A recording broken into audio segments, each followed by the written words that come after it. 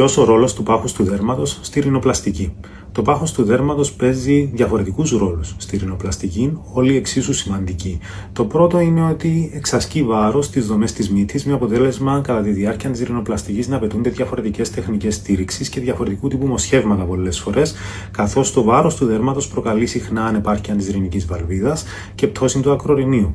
Πέραν τούτου, οι όποιες αλλαγές πετυχαίνουμε, λόγω του πάχους του δέρματος φαίνονται υπιότερες, καθώς καλύπτεται το αποτέλεσμα εν μέρει από το πάχος του δέρματος.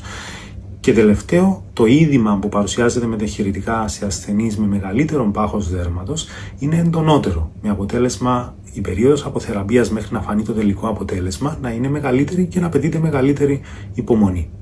Αντίθετα, σε ασθενείς με φυσιολογικό ή λεπτό πάχος δέρματος, οι αλλαγές φαίνονται εντονότερες, δεν απαιτούνται οι ίδιες τεχνικές στήριξης, ενώ το είδημα υποχωρεί πολύ συντομότερα.